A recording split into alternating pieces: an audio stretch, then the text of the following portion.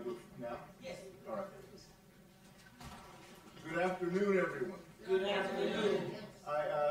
Serving in my role on this committee, was asked by members of my community who are concerned about issues of coal ash and the way that coal ash is handled, asked if I would read the following statement. So it is a simple statement, but hopefully it gets to the point. After the statement, we'll see a brief video that will talk a little bit about the way that hearings have been done and what the consensus is emerging from these hearings. The Environmental Justice and Equity Board was created to bridge the gap between the Department of Environmental Quality and the communities of North Carolina to ensure that just, equitable treatment is the rule and not the exception in protecting human health and the environment. Coal ash contamination sitting in unlined pits near homes remains a statewide issue for North Carolinians and one that DEQ must address. Nearly 1,000 people from communities across the state came to hearings on this issue, and the board has been listening. We hear you. There is no way to safeguard the health of North Carolina residents while leaving harmful toxins to leach into our ground and water. Furthermore, the long-term cost of leaving toxic coal ash pits alongside our lakes and rivers with only a cap in place, including maintenance and liability, would far outweigh the cost of scientifically sound excavation to lined landfills on Duke's property.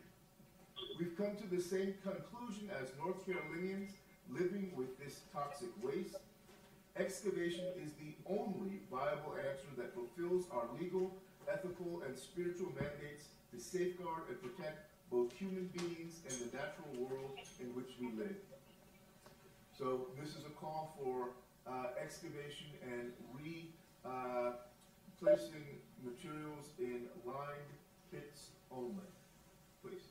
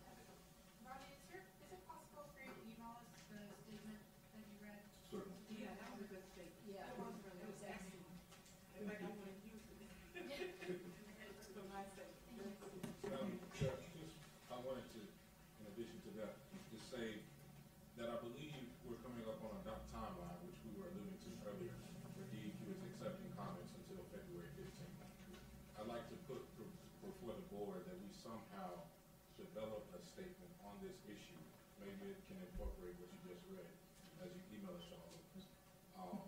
And maybe the clean soil, clean water subcommittee can lead on that. But I think it would be critical that the board has its voice, to this issue as those comments are coming in.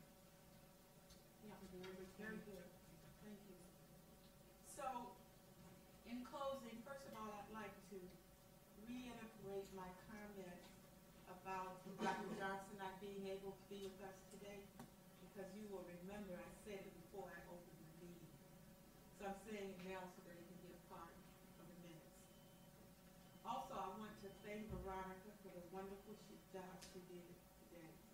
I know, Veronica, in addition to preparation, as an academic, I know speaking that long can really weigh you out. Can really weigh you out. I will sleep well tonight. Yeah, you will. Thank you So very I have a much. question regarding Veronica's well put together tour today, and her hosting this meeting for is what I'm assuming, given the location and all that she did. But I'm concerned about the cost she incurred to do this. How do we help offset the cost, which came out of her pocket? And I also would like for DEQ to take that with them. Why should a community that hosts them have to bear the cost of this meeting? I don't think, or doing the tour. And Veronica, help me if I got it wrong, but the cost of doing the tour, everything that came with what she did, if I understand correctly, the cost came out of her pocket. And why, I don't understand why she would have had to pay in the first place. If we need a bus for a tour, why DEQ couldn't pay for it?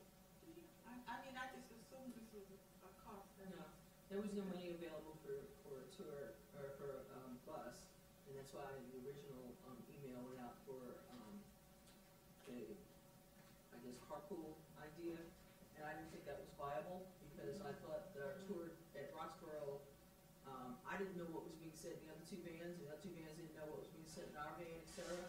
And I didn't think it was any way possible, even though I had originally talked to my EJ warriors about possibly taking a van each. We just thought the best way to do this would be to do it in a bus. So when I was notified that there would be no bus, I turned to the churches, and many churches will rent out their buses, but they have their own expenses, they have gas, etc., the cost of helping out the driver, etc. So it was something I was willing to do, but not everyone is in that position. And so we need to, we're going to be a board, I think we need to have some sort of budget that can help us with that. I agree. So, I mean, I just assumed the bus was taken care of by DEQ. We can't do that, Sarah? And the only reason I know from No, we don't. like that.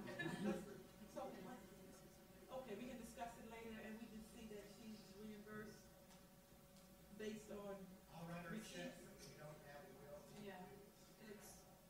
There's no state funds there, I'll write her a check myself. So Okay, we'll discuss it later, and we'll make sure. Thank you for bringing that to our attention, because I'm sure everybody went, we had no idea. Once again, Veronica, thank you very much. It shows your dedication and commitment, and we're very appreciative. Okay, also wanted to thank Renee and Sarah for assisting us and ensuring that we had this meeting here today.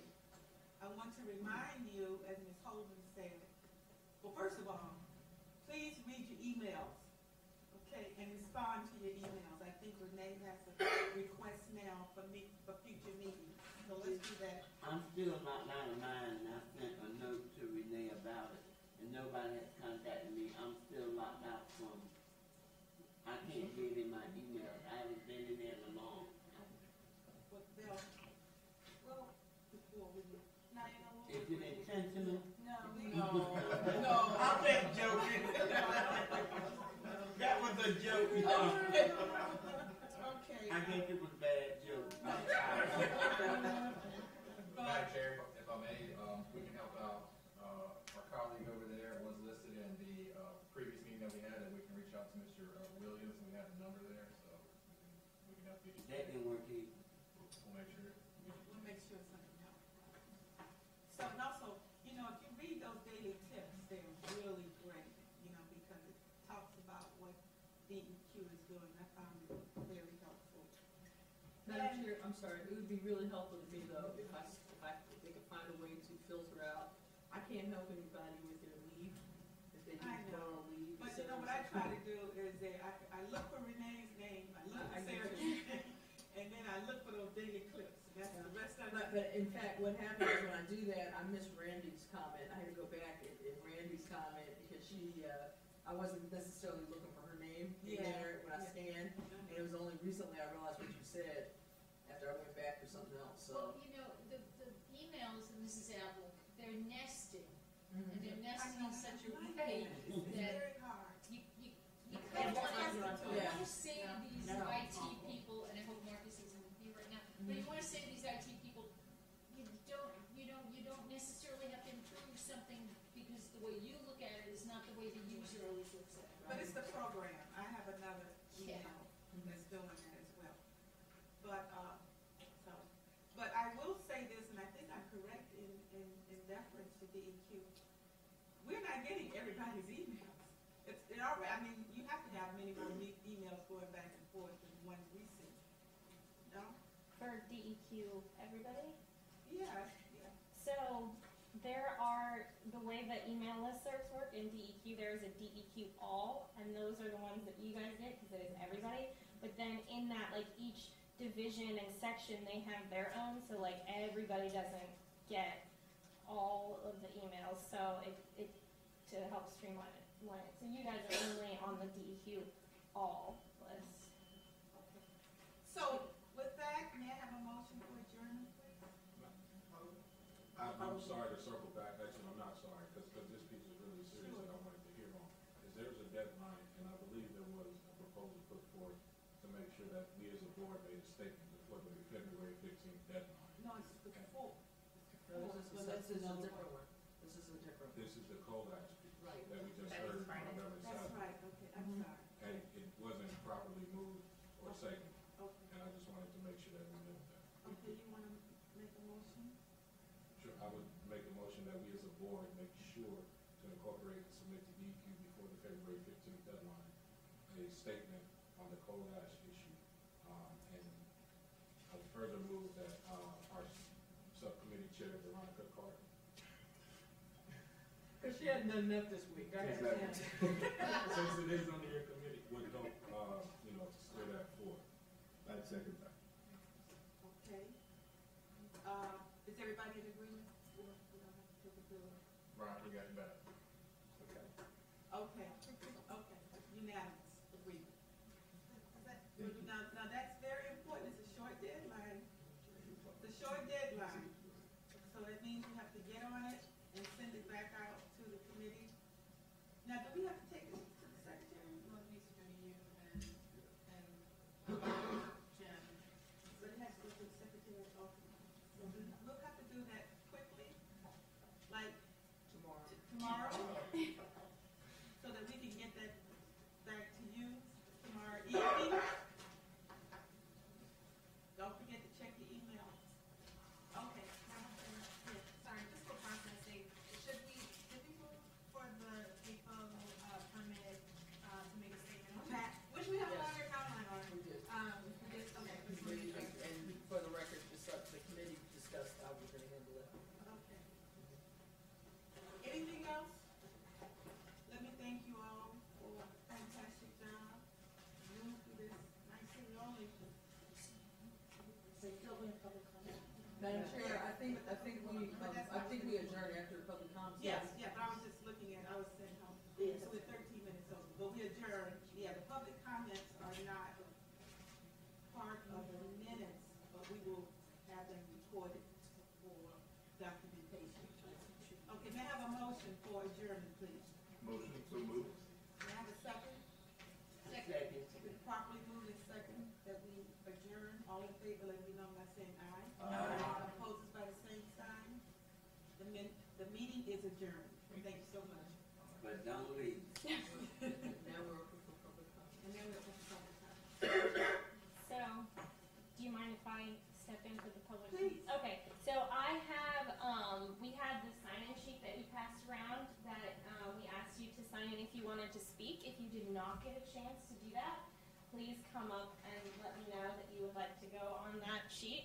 And we have, it looks like we have, I think, 12 speakers, and we have a decent amount of time, so time limit shouldn't be a problem, but do keep in mind other people might want to speak. May I interject? Yes.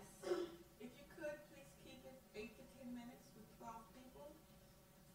That's 2 hours, we adjourn at 5. So if you could please keep it within that time period, it would be very helpful. Thank you. I can't hear you. Oh, yeah. And then, so when you come to speak, if you could come stand right in the middle, right here, that would be great. So, does anybody have any, are we clear on the rules? Good? Okay, so Madam Chair, may I just, no offense to my fellow Southeastern North Carolinians, but if we could limit that to maybe 5 minutes. I sort of look a panic in some of my fellow, as well as some of the speakers, because I think normally they're 3 minutes for public comments. Yeah, we can limit us to 5 minutes, yeah, well, that'll get y'all home before midnight. Okay, so our first speaker is Frank Holland, and after that will be Reverend Gregory Hairston.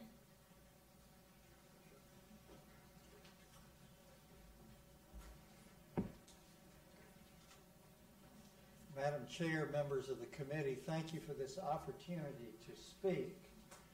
My name is Frank Holland.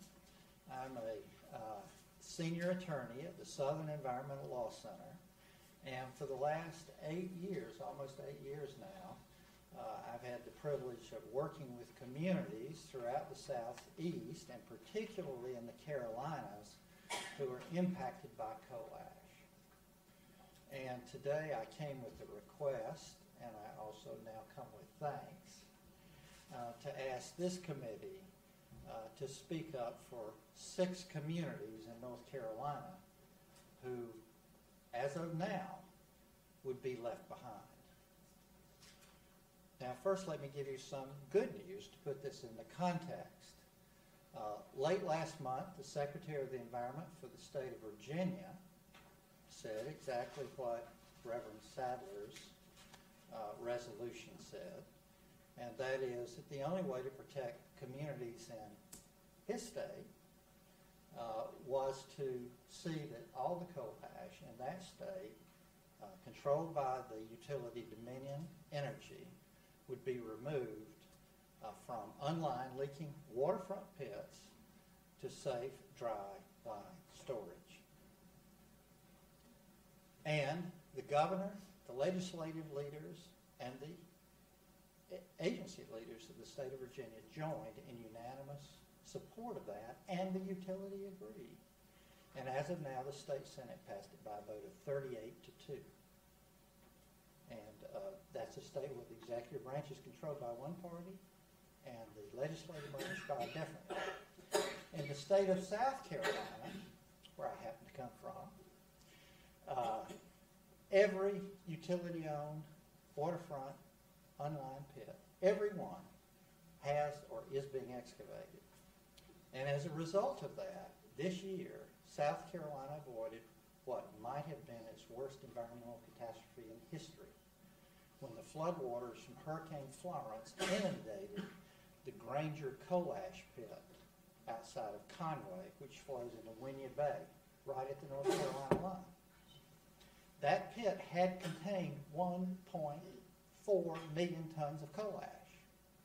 But luckily, in response to community pressure and litigation and changing their corporate policy, the utility had just finished excavating that pit.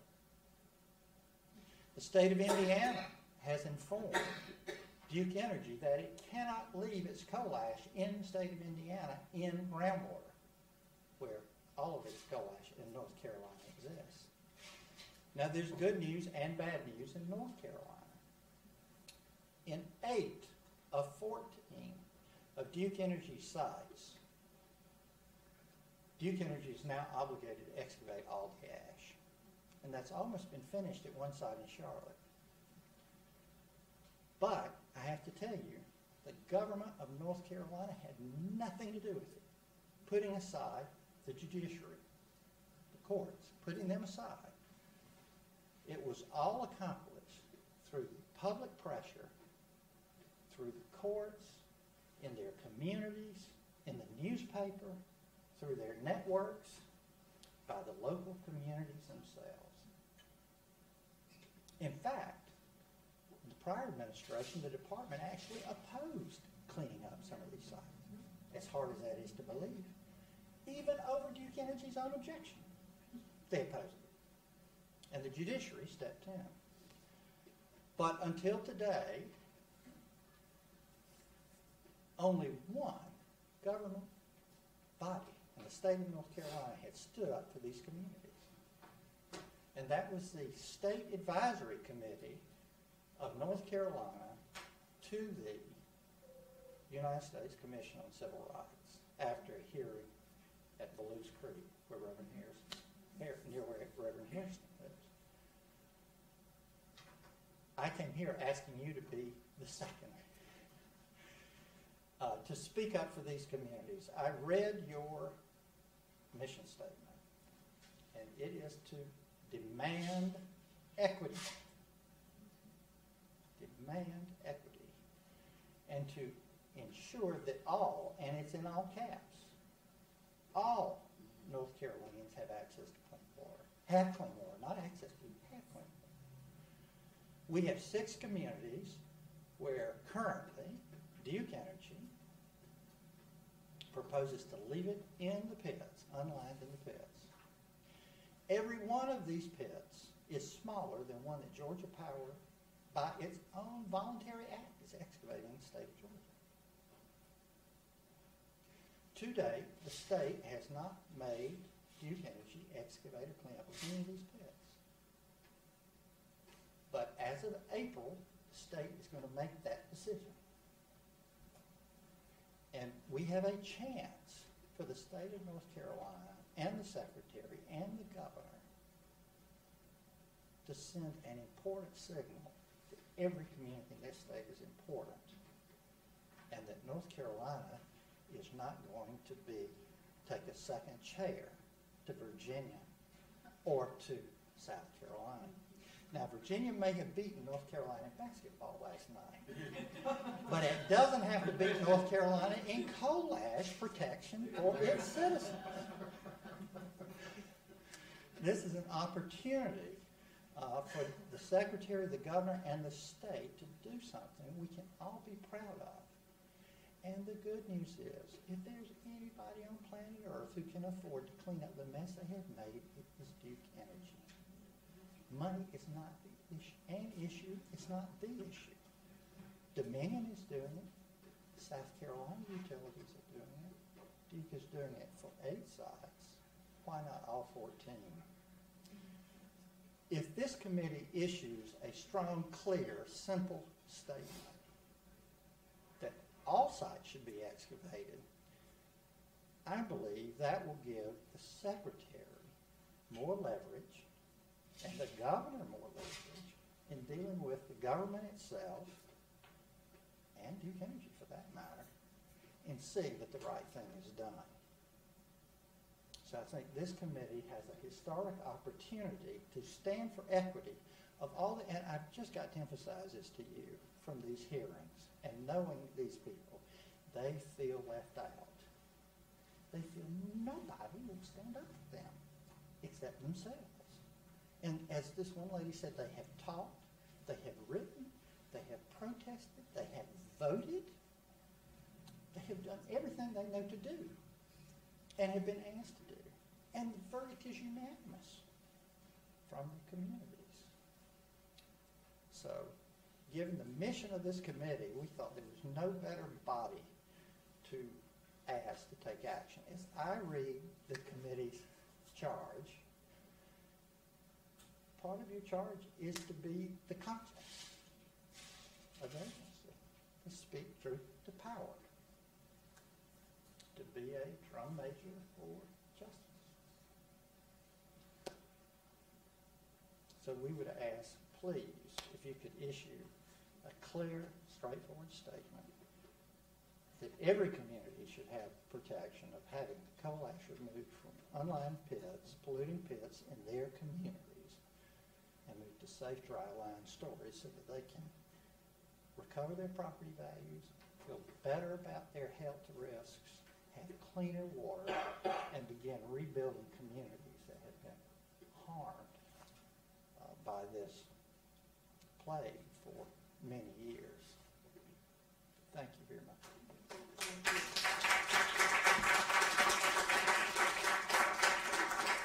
So, next we have Reverend Gregory Hairston. I'm going to try and turn this off though, because I think it was blinding.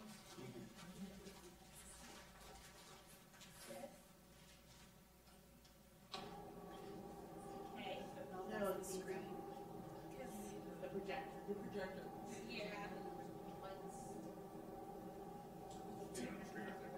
What? On here?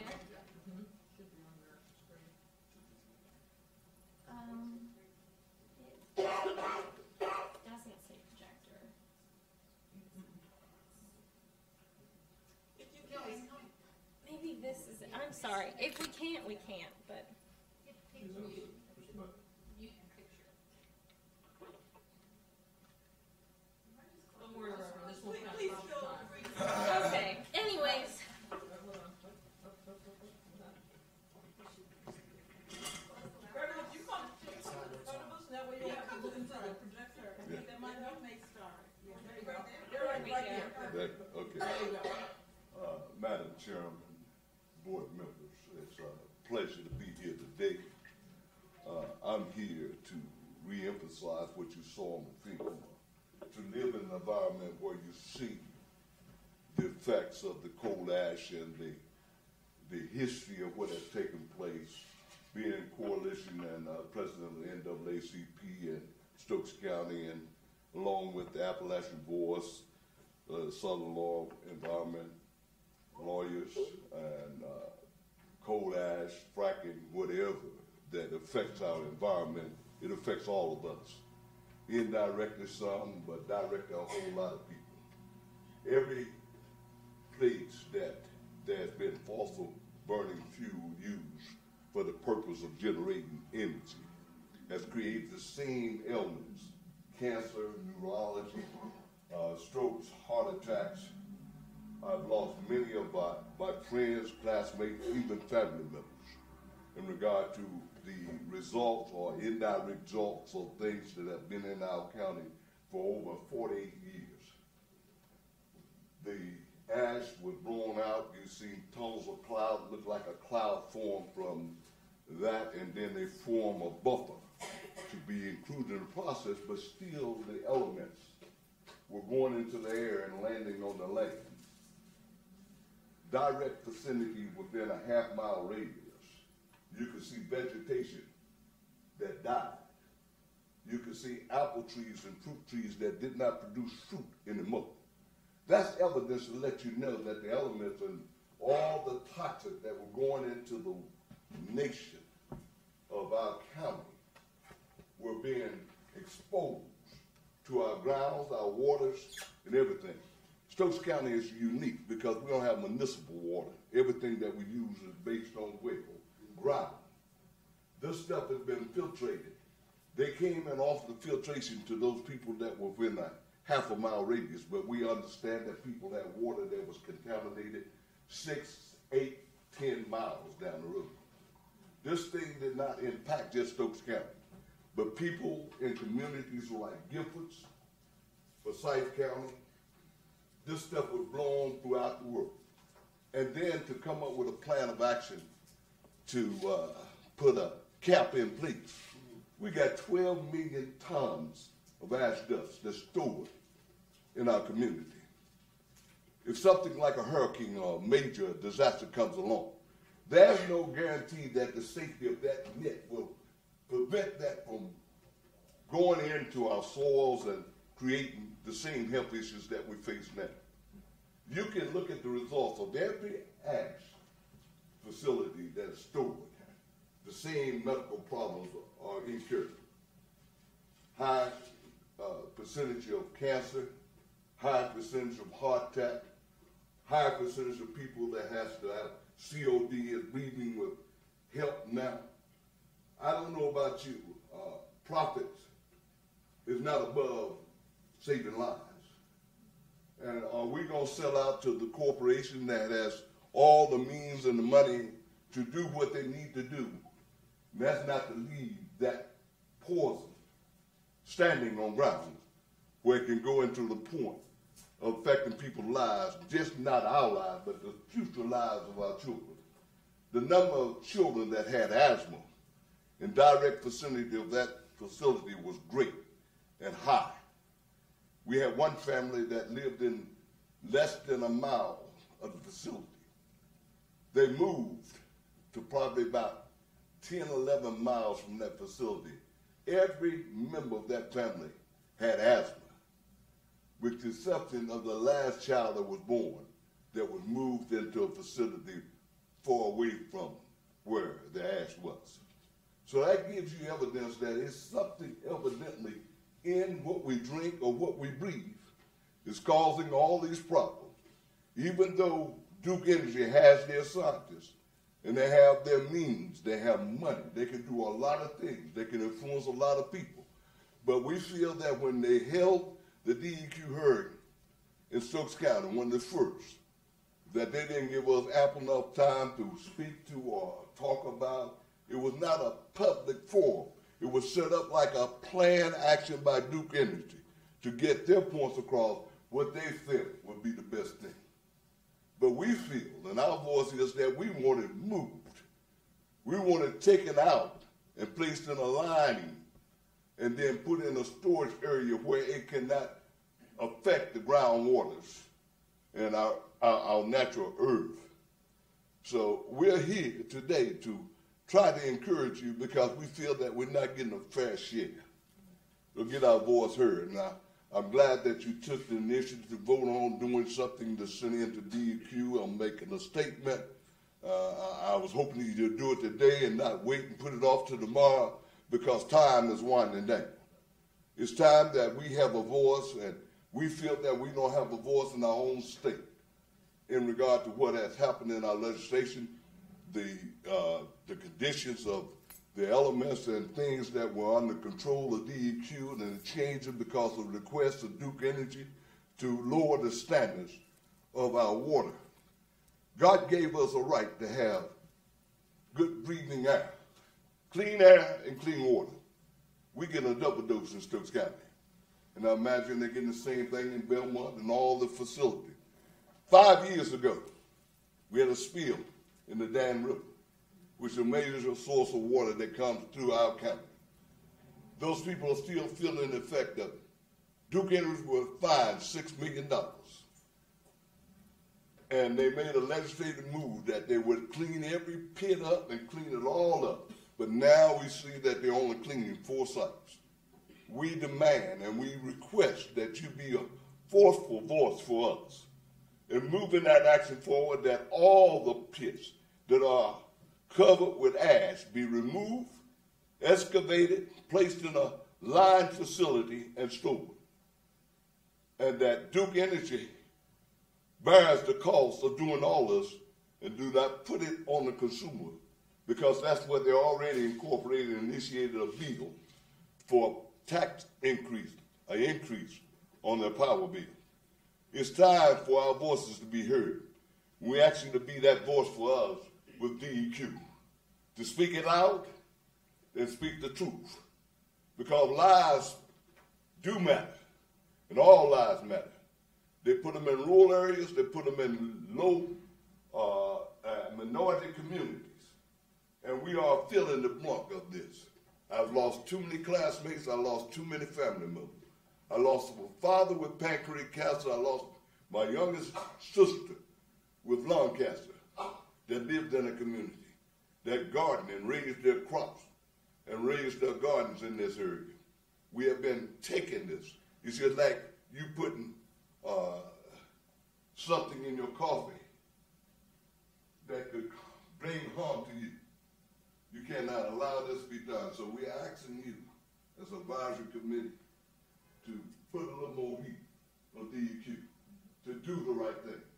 because righteousness will overcome evilness.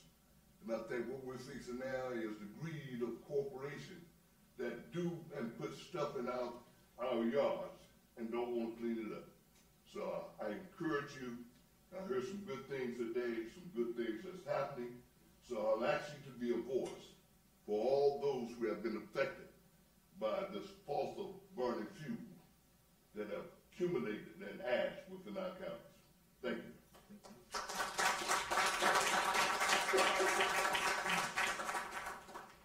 Our next speaker is Caroline and then Haley. Could you say their last names, please? Armijo, is that There you go. It's Armijo. Armijo, I said it right. And Laura? Yeah, Lord.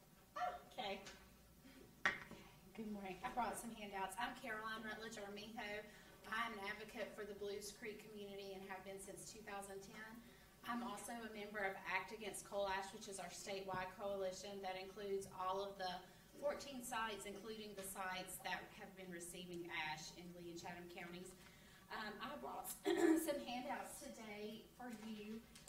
We have a couple of graduate students who are working in the Blues Creek community who are, one is a PhD candidate at UNC who has been collecting interviews, and we have an MFA student from Duke University who's doing a photography project. And this handout includes pictures of approximately 20 community members where we had did interviews and took photographs at our DEQ hearing on January 10th. So we wanted to present those with you, to hear those testimonies of the voices at that event. I also have passed out my business card. I won a grant, a National Creative Placemaking Fund grant, to make art out of coal ash, working with A&T University with an encapsulation process. I brought the lighter ones here today, so I didn't have to bring the heavy block. So with this grant, we also do a lot of community building as well. And so that has drawn people in to do the work, such as these photographs here today. And so you'll hear a lot, when you read through these testimonies, you'll see that a lot of people are concerned about their health, and people are also concerned about the failure of the pond that could happen if we keep our site in a capped-in-place situation. So I'm echoing a unified voice that full excavation to a safely constructed lime landfill is the only option. And when I sat down and looked at the calculations of what this would cost, we feel like the cost has really been hung over the community's head, and the time and the travel, and none of these really are a factor for any of us because the concerns are so great. And over the 16 years, it would be 1% of Duke's profits, not their overall operating costs, just their profits, to move our site to a lime landfill. But we already have a lime landfill. Our very first Appalachian Voices meeting in 2013, the person said, this is exactly what you want. You have a world-class landfill on your site. And so Duke has proposed a new landfill much closer to our our ash basin because there is a bottleneck. So I believe that these costs, this 1% cost, is actually inflated. And when we look at South Carolina, we know that their groundwater immediately improved, and the whole process was much faster and cheaper than what was originally estimated. And in preparing for the DEQ meeting, I found a lot of evidence that numerous landfills ended up being a lot quicker and had significant cost savings for Duke. So our Blues Creek team who's here today, are fully committed to full excavation of this site. We find this to be a wonderful opportunity to have DEQ to stand up to Duke and say that this is what it will be. My father, when my mother was pregnant with me, worked for the Utilities Commission under Rufus Edmonston, and he always tells me, Duke does what it's told. They do, by law, what they are required to do. DEQ is the regulator. They can tell Duke what to do, and Duke will always do it. They maybe might, like my 5-year-old son, completely annoying and spending lots of money on lobbyists to pressure DEQ not to do that. But in the end, DEQ and the governor and Secretary Reagan have the right to require Duke to do this, and we hope that they will do that. And we're, as a community, Blues Creek is ready to pivot and move towards solutions-based, working with A&T. They can address some of these issues of mold in the buildings. So, and we want to transition to solar and really kind of fulfill that commitment that Governor Cooper talked about of addressing climate change. So we're ready to do that this time, and we thank you for the statement that was said today, and we hope that these concerns are shared with DEQ and the governor and the secretary. Thank you.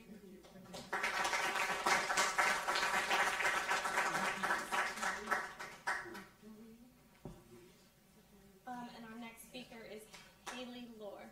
Do you want me to skip some of these? Yeah, to get some people more here. Do you want any? Yeah, that's awesome.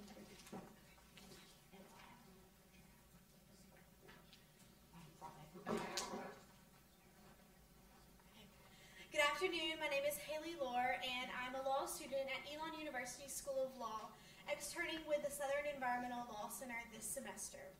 I would like to deliver comments today regarding the Alcoa Badin Works Hazardous Waste Management Permit. All people in North Carolina, regardless of race, income, culture, religion, or zip code, should have clean air, clean water, clean soil, and the opportunity to live in a safe and healthy community. The citizens of West Badin are being deprived of this right to live in a safe and healthy community due to contamination from the Alcoa Badin Works site. The Alcoa Badin Works site was the location of an aluminum smelting plant that operated between 1916 and 2002.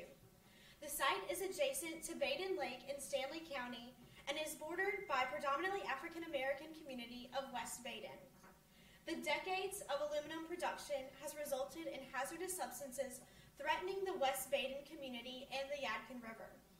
Of particular concern is waste produced when extracting aluminum metal from aluminum oxide in large carbon lime cells called pots. Periodically, these pots would need their carbon lining replaced and to be changed. The used lining is called spent pot liner, and it contains leachable cyanide and fluoride compounds. Through the 1970s, these pot liners were disposed of in unlined pits on site and in the West Badin community.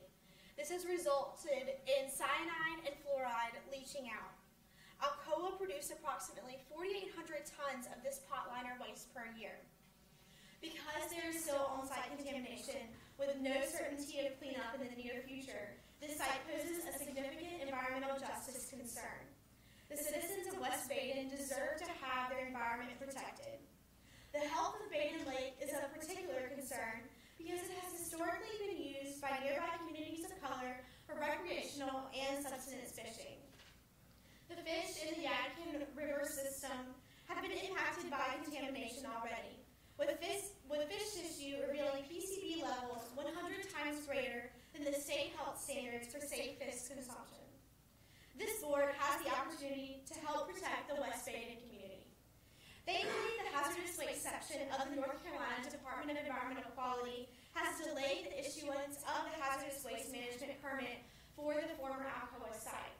However, this permit will be issued, and we urge this board to recognize this site as an area of environmental justice concern, and to put pressure on DEQ to issue a stringent hazardous waste management permit that will adequately protect the citizens of West Badin. Thank you. Excuse me. You mentioned fish consumption studies. What type of consumption studies have you done? This is something that I believe the Yadkin River Keeper had done them. I can send it to you, but easily found online. Okay, thank you. Veronica, Kent finally. That's what I was just saying. She said Yadkin River Keeper. It was Dean, I can't pronounce his last name. Okay. But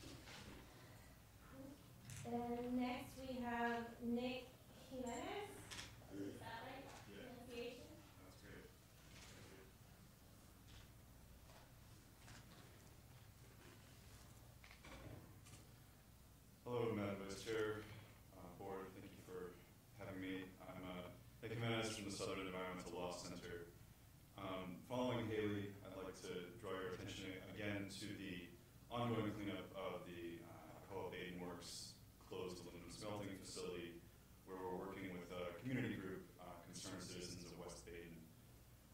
So as you know, as you just heard from Haley, the waste permit was issued last fall, and we submitted comments on that permit and copied you all. And I brought additional copies of these comments that I'll just make available in case anyone would like to reference them for backgrounds. So also, as Haley mentioned, DEQ abandoned that draft, and we expect a new one in the first half of this year. It's supposed to be issued after the corrective measures study has been completed and a remedy has been selected for the site. So there's no, I don't think there's a microphone, but you might hear a bit of an echo in what follows.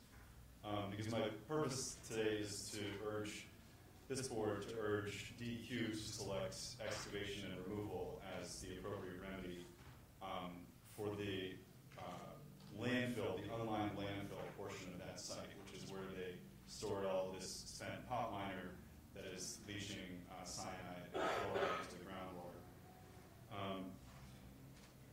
So Alcoa Badin Works is in cleanup under the Federal Resource Conservation and Recovery Act, or RCRA, as well as state law.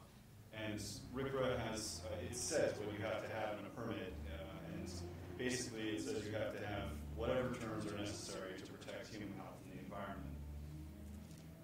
And it also contains a number of criteria for selecting the appropriate remedy. The remedy has to protect human health and the environment, and it has to control releases so that in order to protect human health and the environment. There are a number of other factors that should be considered, such as long-term reliability and reducing toxicity. And what I want to suggest to you all today is that there is already sufficient information to know that excavation and removal is the appropriate remedy in this case. I'd like to highlight just a couple of case studies that are sort of analogous and might further convince you that this is true. At the Atlantic Ridgefield Company, EPA found that a cleanup plan required excavation and removal for soil that was contaminated with aluminum wastewater sludge. And at Alcoa, Alcoa's own Messina operation, state environmental agency, found that remedial action would best be achieved through excavation of contaminated waste, which was contaminated with cyanide and fluoride. So this has been done before. We think it's already clear that it's the appropriate remedy here. And we think it's particularly important to ensure that a remedy is at a site like this is sufficiently protective when the demographic of the surrounding community is one that has historically been not protected enough, or environmental laws have not been enforced enough. And we urge you to make that point to DEQ as well. Thank you, and I'll leave these comments, I guess they've already made their way around. Thanks again.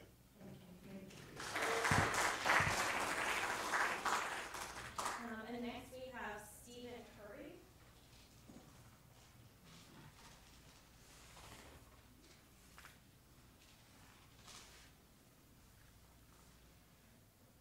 Stephen? No? Okay. Then we'll have Susanna Tuttle.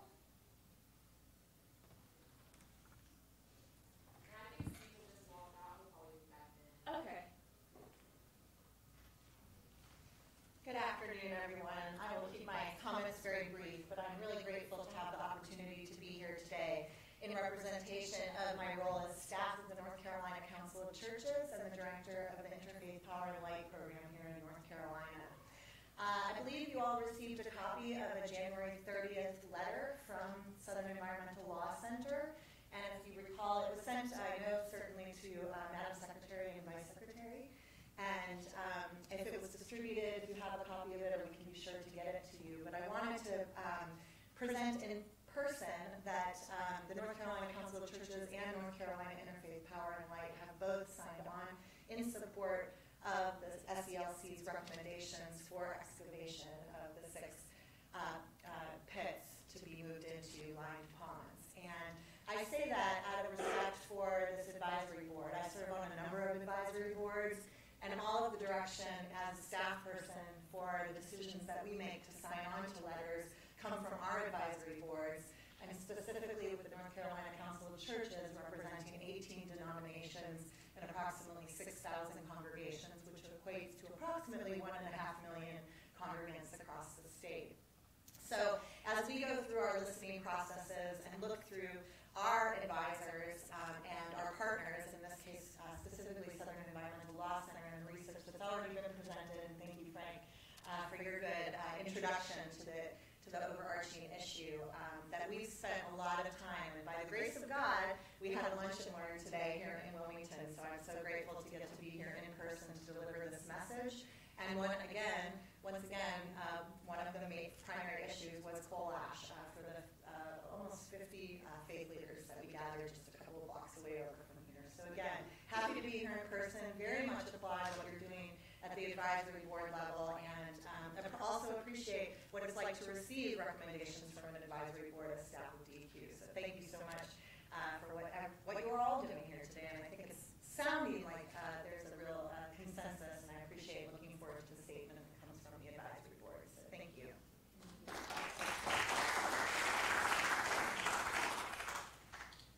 Next we have Erin Carey.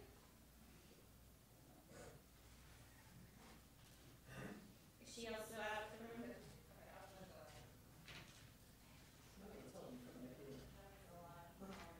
And what's your name? Erin Carey. Oh, you are Erin. I am Erin. Oh, I thought, great. Yes. No, Mr. Perry came back in, so I was going to let him jump in the line, but I didn't. Hi, good afternoon. My name is Erin Carey, and I am the Coastal Coordinator for the Sierra Club, the North Carolina chapter of the Sierra Club. And I'm not here to talk to you specifically about coal ash. I am here to lend my support and appreciation for this board.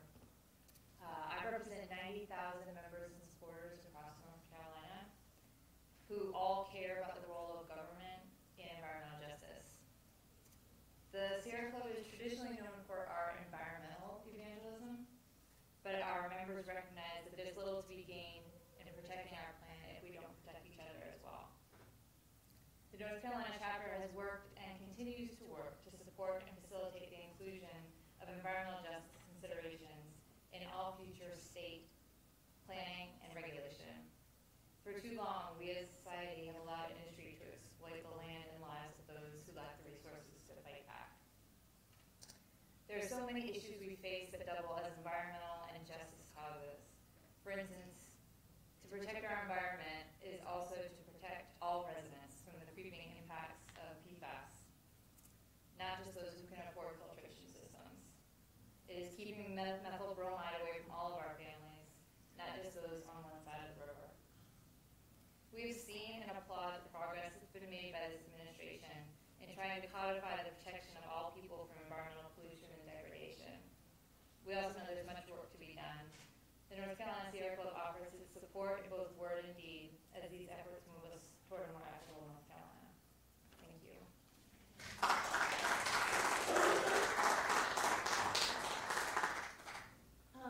I think Stephen Curry, the next.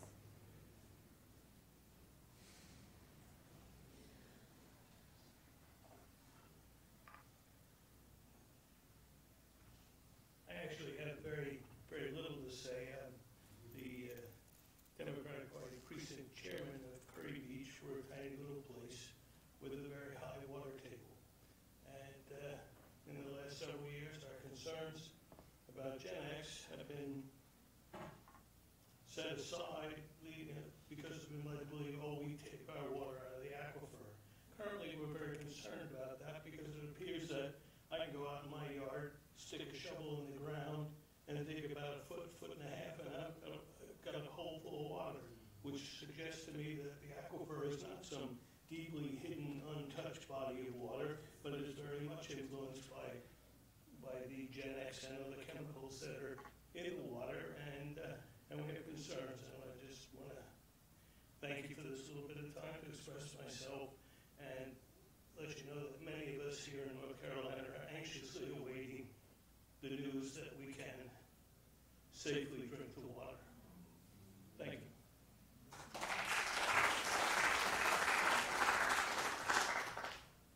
And next we have Ashley Daniels.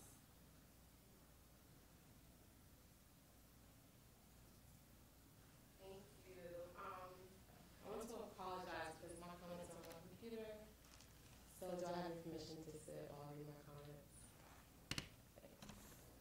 Why don't we have someone else come up while she's setting up? Are you doing it? Yes, ma'am. Oh, okay. Oh, I see. I thought you meant someone else put it on the screen. No, ma'am. Thank you. Greetings, Environmental Justice Advisory Board, and thank you for choosing Wilmington as your location for your quarterly meeting today. I realize none of you are here because you had time on your hands, but on the contrary.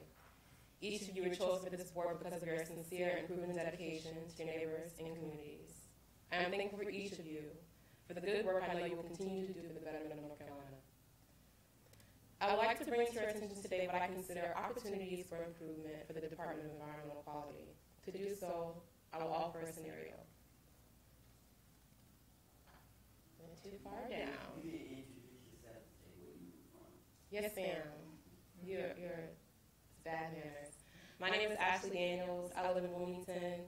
I am a field organizer of the North Carolina Environmental Justice Network, and I am a board member of the Cape River Watch and a member of the Sierra Club. All right. So I would like to bring to your attention today what I consider opportunities for improvement for the Department of Environmental Quality. To do so, I'll offer a scenario. We all have friends that we enjoy spending time with. We might even request they visit our homes from time to time. As good hosts, we make it our business to ensure they feel both invited and safe. To ensure they are aware of our intentions, we might text, call, email, or deliver our invitation in person. Whatever method is most effective. To ensure they feel safe, we clean walkways, adjust temperature, we walk out to greet them, and then we walk again with them to their cars. My concern is the attention that we extend to ensuring casual friends feel invited and safe when they visit our table for a cup of coffee is not being extended to our neighbors across the state when they come to the table with decisions about their land, communities, and futures. There are three situations in particular that I wish to highlight because these three things have happened recently. And this is where I will leave my notes and just speak. But in November, there was a period for public comment to be given about the general swine permit. And that was held in, I think, Sampson County. I drove there from Wilmington. That was roughly 2.5 hours. And so the room was filled with mostly industry folks, farmers, some contractors, and I think there were about 16 people signed to speak. I was the last one that spoke. There was a portion after the public comments period that folks were allowed to, if they didn't sign up, they could speak, or if they wanted to give additional comment, they could speak then as well. So one man stood up, and he wanted to address some of my comments earlier. And so he made the comment that I was singling out hog farmers, and that the things I was saying were lies. Now, this is a public hearing that I'm not on trial for. This is a swine permit. It wasn't even a hearing. It was a meeting.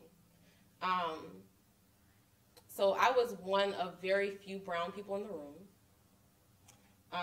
This was a rather large man who was white, and he was speaking to me, and he was addressing me because he was angry.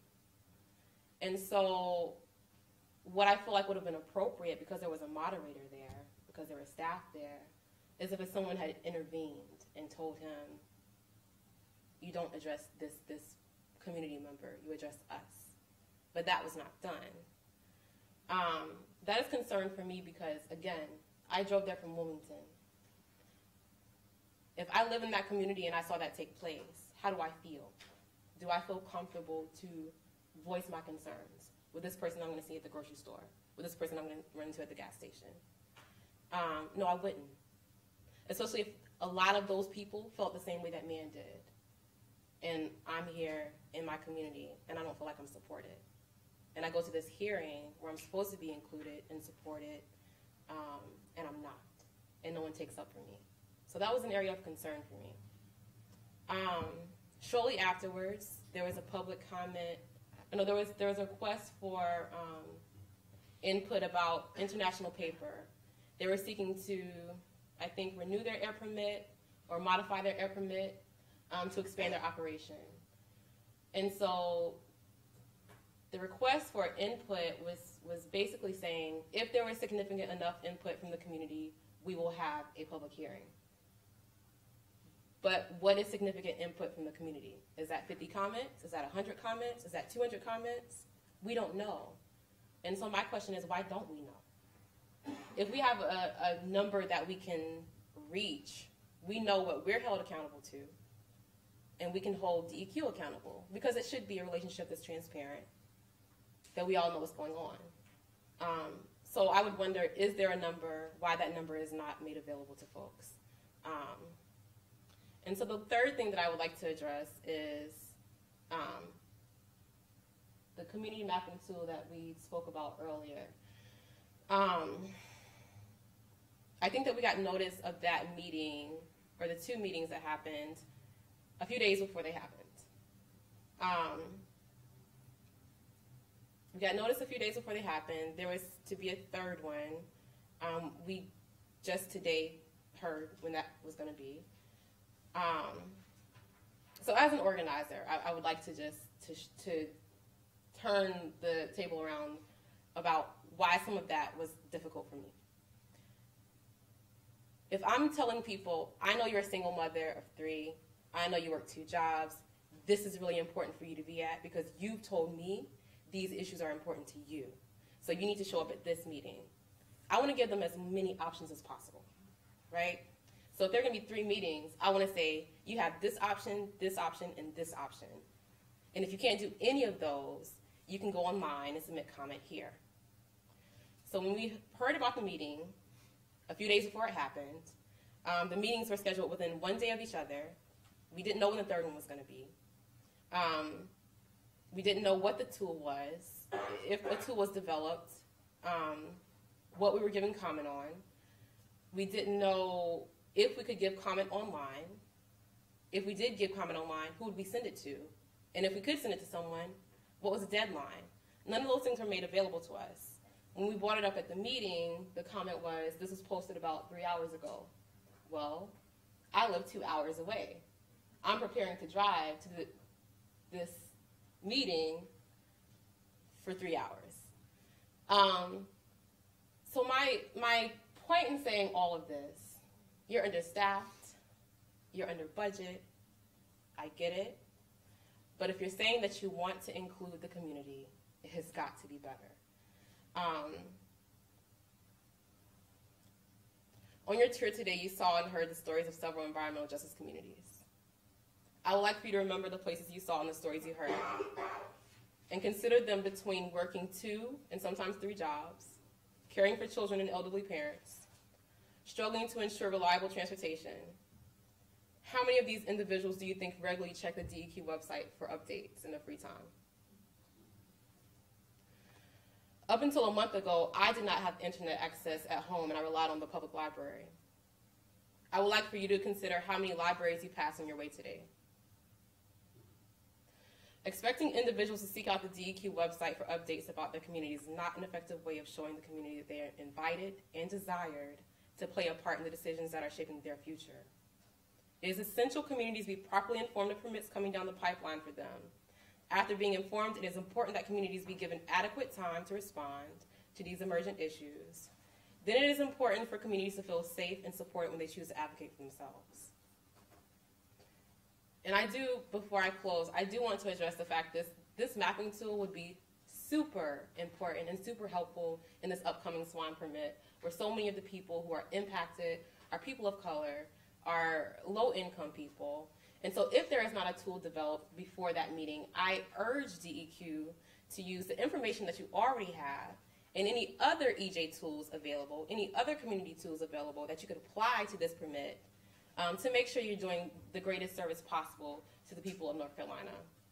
With your guidance and support, DEQ can develop processes that are intentional, inclusive, and lead to genuine invitation and safety to North Carolinians who need it the most, so the mistakes of the past don't have to be repeated. Thank you for your time.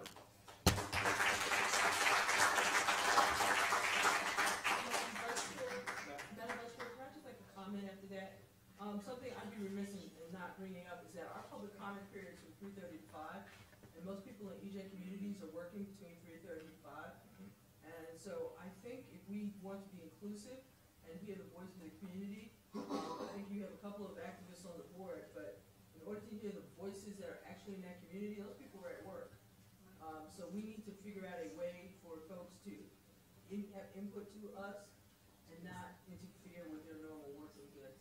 I think that could be a great, we can start later and just go past until 7. I was gonna say, yeah, and if we don't want to start later, is there a way that we could perhaps even have someone videotape those in advance so that we could view them when we're here together as well? Might give other people an opportunity to participate. But who's going to, who will be the audience? Are you saying to send videotapes that it's No, to videotape the comments in advance. And play with We have them. a- FaceTime. That's what I'm saying. Yeah, send it. Well, I think we're open to the best, whatever's best. It's also folks, you know, coming from public comment do not necessarily have the time to sit through several hours. They might have a window of time where they might be able to come. So that's the other thing that's really important. And interestingly enough, we addressed this at our last meeting in November, when we brought up the subject matter about the lack of time that these communities are being offered. So that is something that, definitely, because we brought it up in November. Madam Vice Chair, I have a comment or a question for the DEQ staff here. Ms. Daniels raises a good point on the timing of when these announcements are given. And this board was just made aware that the next mapping tool public meeting in Rutherfordton will be on the 20th, yet that will be released until tomorrow, which is a week.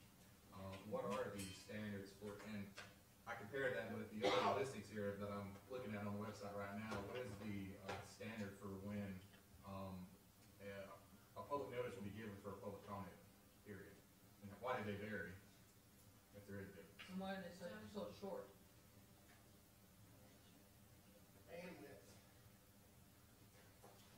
I'm sorry? We don't have enough people. Don't have enough people?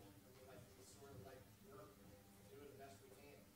Right. And she alluded that to being an issue of staffing. And I'll bring up, we were talking about the CAFOs and the Animal Feeding Operations General Permit Comment Period, which is on March 4th. So do some issues garner more, a quicker response than the others? Well, some of them, if they're permit based, they're set in statute. The tool is something that we're trying to develop. I mean, I don't think anybody thought we were just going to be free. No, this is, again, this is beginning stages, this is just information gathering. I mean, this wasn't going to be the end of community engagement, this is just the start of it. So, for this, there is no, set lead time. This is, this is a lesson learned for us, it's just, that we're gonna need to, do it a lot, several times. Public hearings need more notice. Those are set in the statute, this is not, information sessions are not set in statute. Sir, we talked about this with the methylbromide public hearing, where we found out about it, and I say we, the community, found out about it kind of late because of the notification process, where I think the initial process went out in the newspaper, the Fayetteville newspaper, and instead of the Star News, it went out in the Columbus County newspaper, instead of the Star News. And while you can say that people can look online, as Ashley alluded to, if you're in an EJ community, very few of those people have access to the internet. You said that at the last meeting, you used that same example. I was just gonna point out that this is something we talked about before. I think DEQ as a staff, and I was looking around to see if the Deputy Secretary was here, it looks like she had to get back to Raleigh, she did. But we've got to do better at notifying people, in a timely manner. Cause I can't just take off from my job and drop everything I do. This could be one of the most important things in the world to me, but so is paying my rent or paying my bills. And if I have to choose between the two, this meeting's probably gonna lose. And we're in a right to work state, so people really can't just do that. Exactly. That's right. Yeah. Exactly. So we're gonna have to, I think that's something that I would ask the DEQ staff to take back and try to figure out how know we're working on a plan, but I mean, the reality is like we do not have budgets that we can advertise. Basically, we barely have enough money to do what we have by law with the newspaper ads. We're trying to do it through social media and online, but it's not like I can pay organizers to go knock on doors. May I provide one small comment? Do I have permission to say one more thing?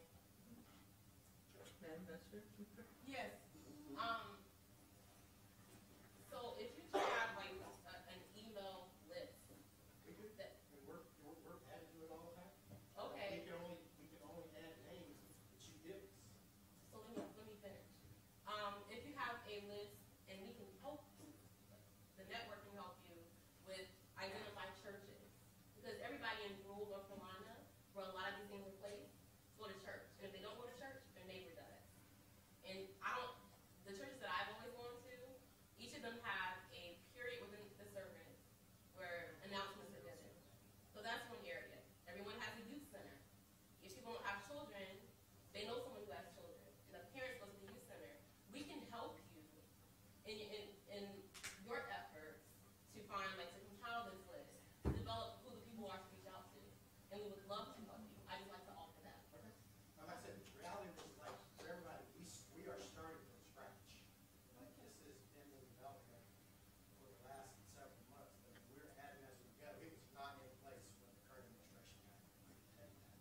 And we do have a department-wide database that we do add, people allow us, we do add their emails to. So, we just keep adding to it to be able to send out information. So if you have churches or contacts that we can send information to, then, that's more communication that we can get out to people. We're adding to it every day. Yes. Okay, and who should it be sent to? Send it to myself. So, Thank you for the explanation. okay, so next we have John Wagner.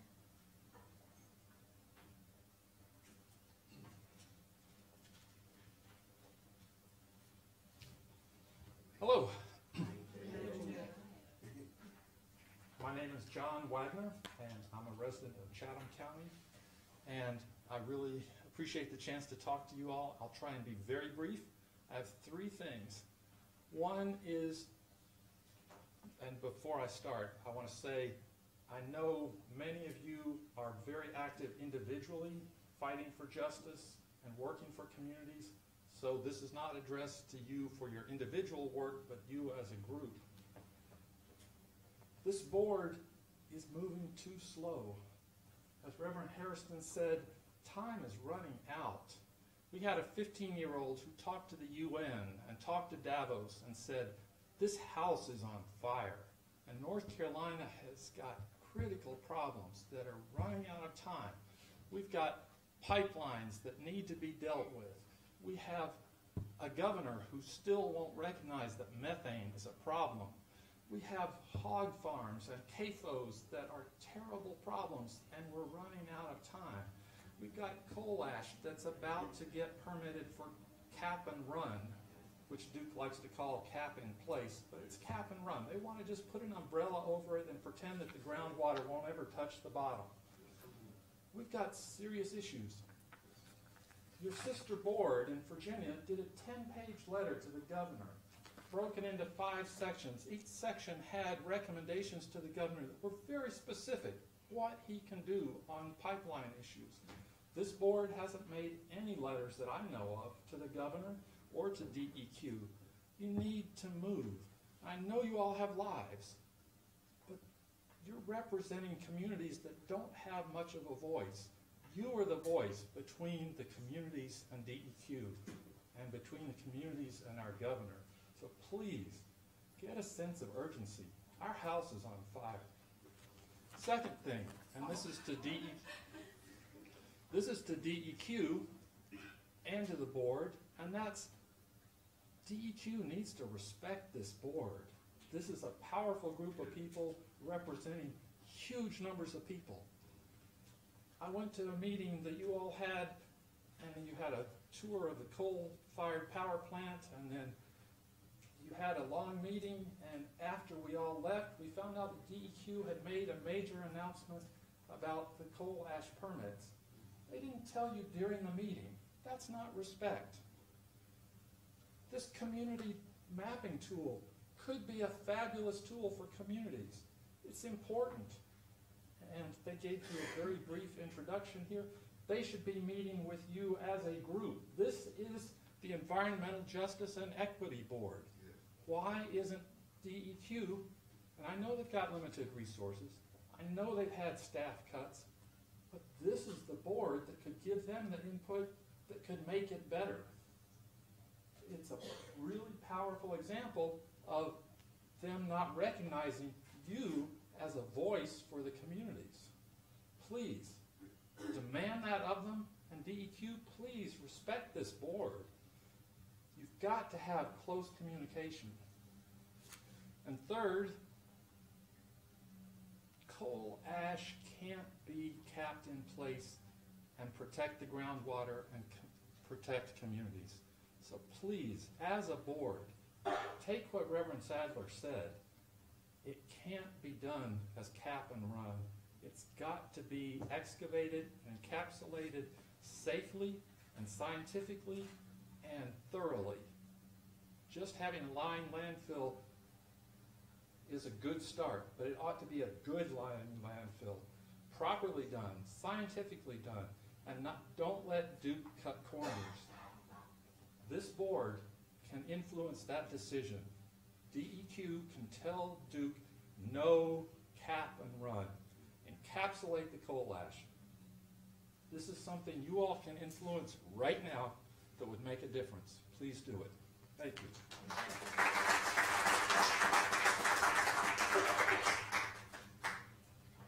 Leslie Cohen.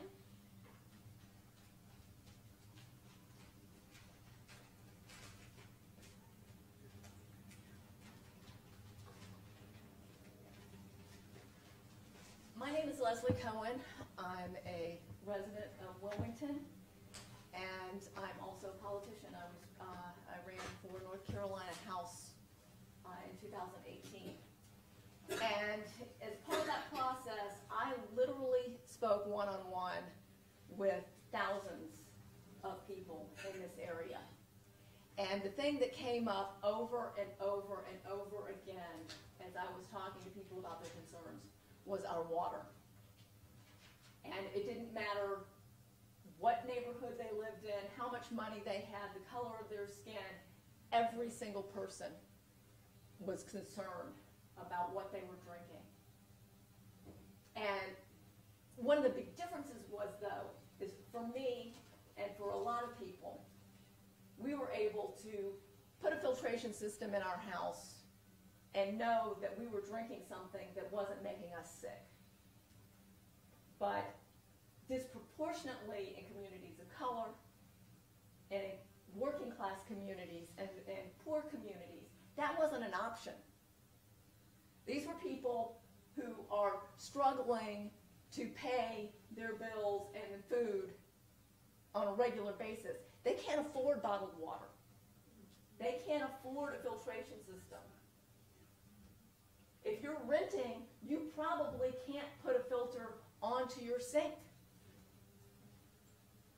So our county set up a spigot for you to go and fill up on the north side of town. But you got to drive 30 minutes if you're downtown to get to the spigot. And think about that for a minute. We're in Wilmington, North Carolina. We're not in a developing nation. We're not in a war-torn state. And we've got people bringing their empty milk jugs and filling them up at a spigot. And we drank Gen X for nearly 40 years without knowing it.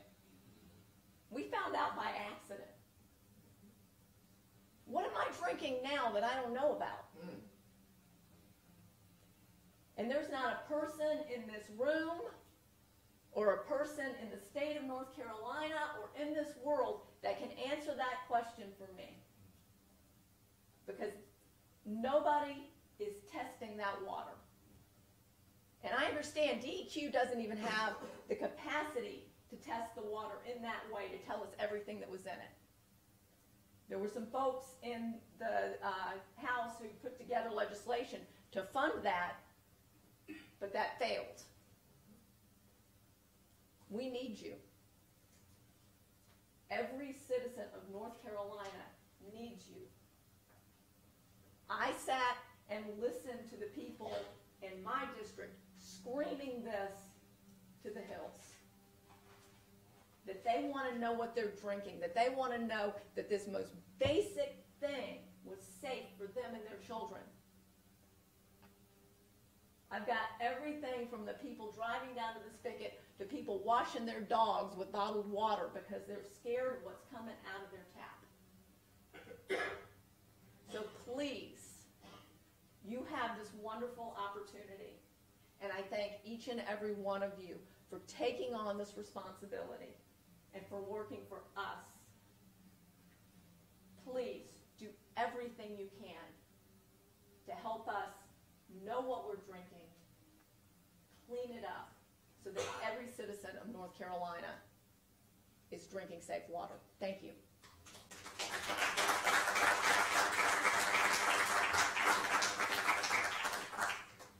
Chris Endo.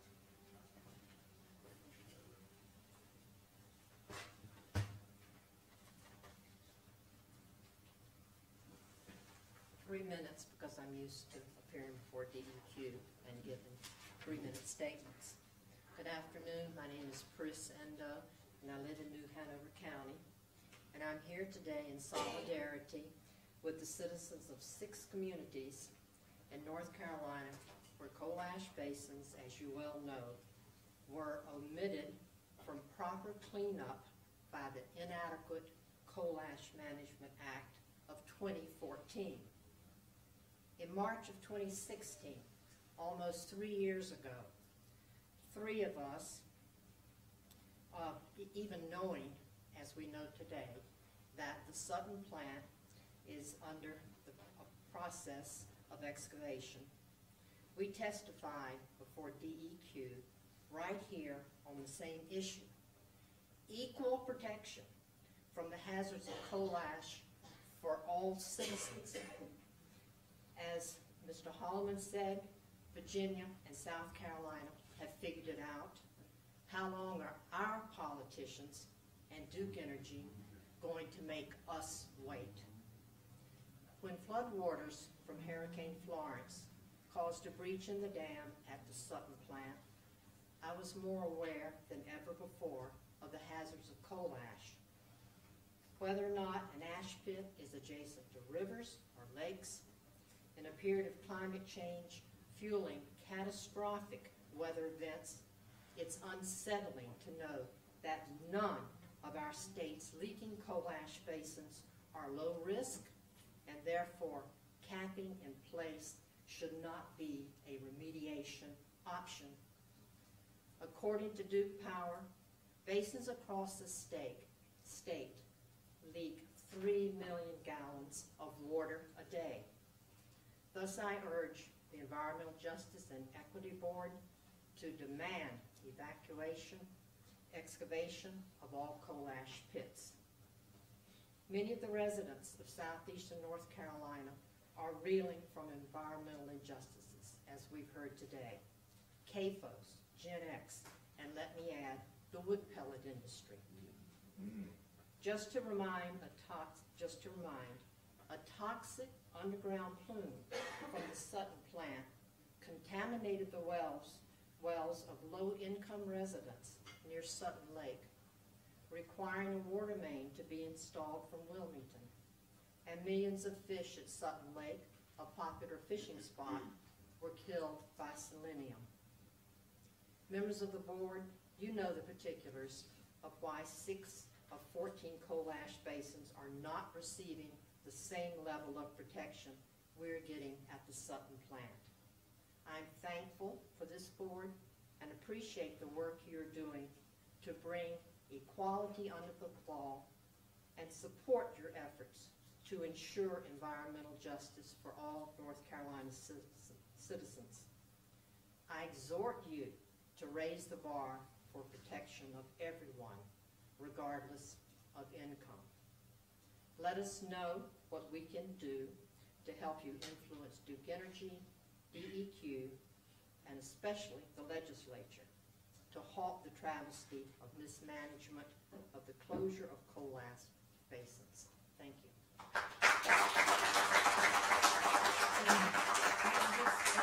Fellow board members, that community she was talking about was Flemington, the one that we drove through. Johnny Hairston was our last speaker.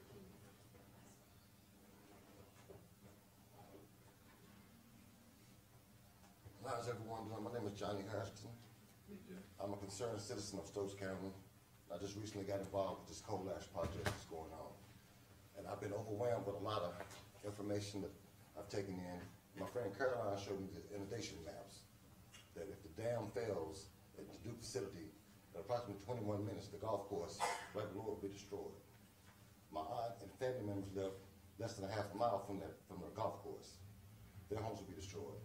And my home in my neighborhood, my home won't be destroyed, but my neighborhood will be affected in approximately 38 minutes. So I was just asking to be a voice for myself, my friends, my family, my community, and help clean up the coal ash. Thank you.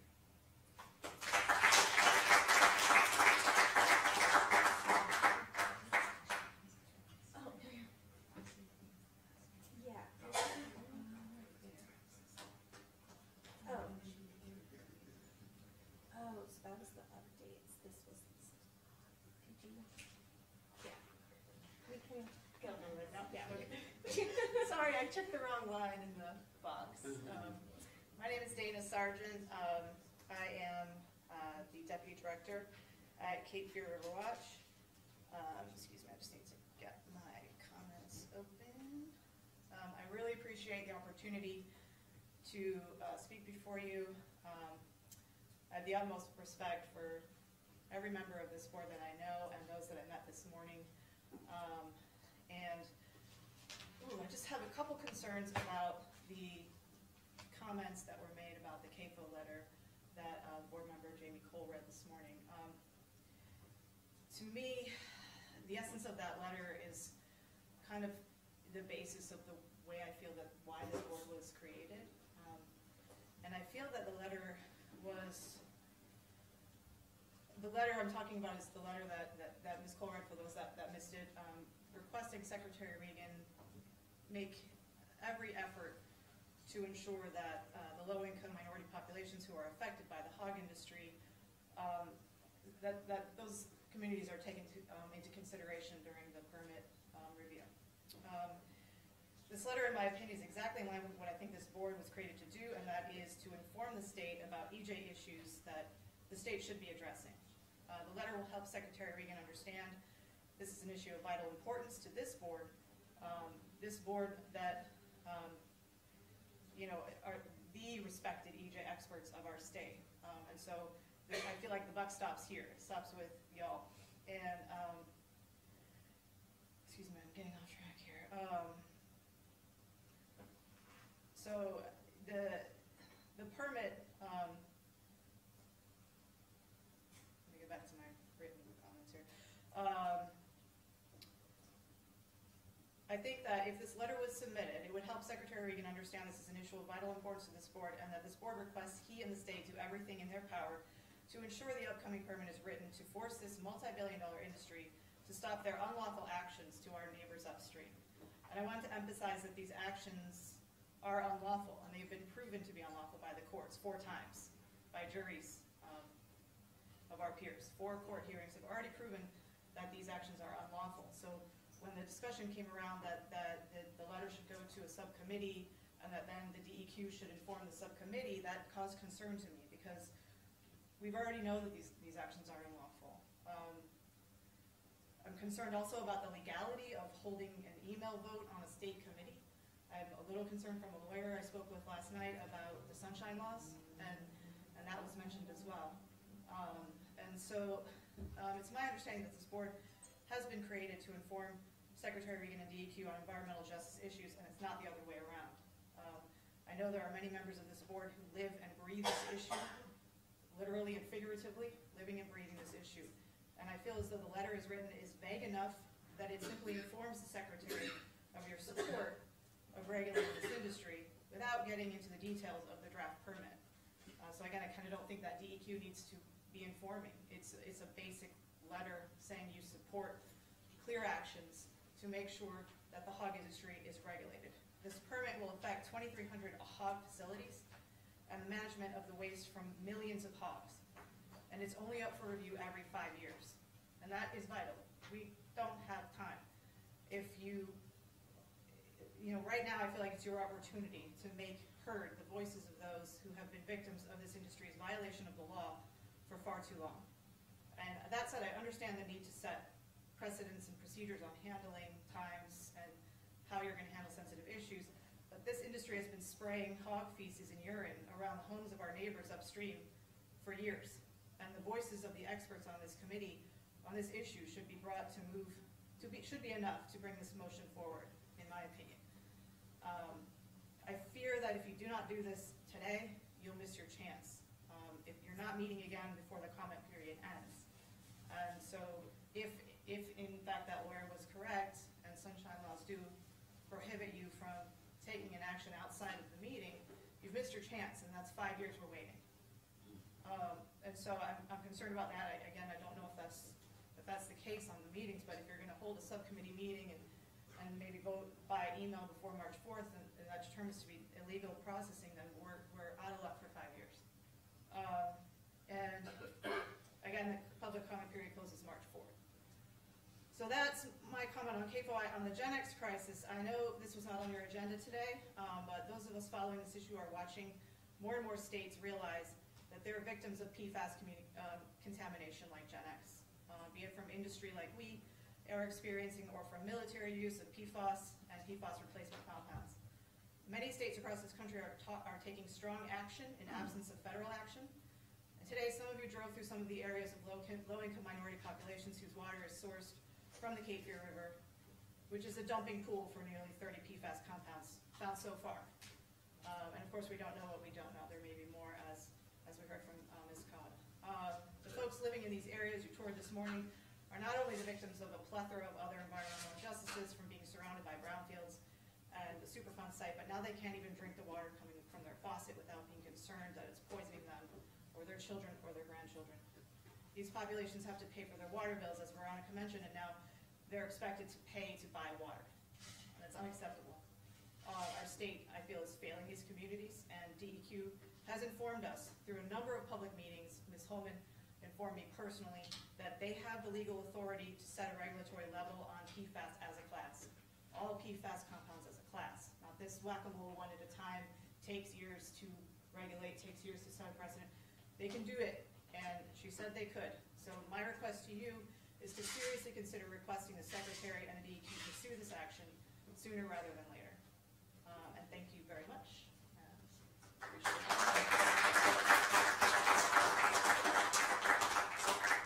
Yeah, unless anyone else checked the wrong box and wanted to speak. So I want to thank everyone. We've heard you. In particular, you and I spoke this morning. It's my understanding that an email vote is legal. Okay, great. Now, and so I understand your concern. However, as a committee that moves based on consensus, we have to see the written document first. In fact, it might help you to know that we said we will get that document tomorrow. Oh, great. Okay? So, thank you for that. And I also want to acknowledge the comment by Mr. Wagner. Is that Mr. Wagner? No, thank you. Right. Yeah. We appreciate your comment about moving with urgency. I think you'll see that we'll be doing that. So thank you for that comment. And also, I so much appreciate the other information about Virginia and South Carolina. I mean, that's good information. So I can't tell you how much we appreciate you coming here and speaking to us, because in many ways you told us the things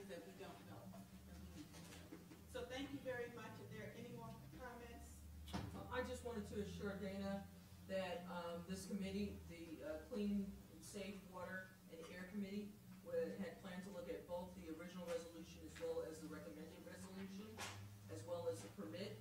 We'd already talked about that during our deliberations, our sub-deliberations here. We're using DEQ emails, so they are subject to public, reviews. So we do meet the sunshine laws, and we had decided that we would get this information back to the rest of our board to make a full vote based on what we as a committee felt comfortable with, and only what we felt comfortable with before, as Madam Chair said, by March. Great, thank you so much. And can I just say, any board members who are locked out of your account, can you come see me after? Oh, you know, one other thing I wanted to say. Our next meeting is in the summer.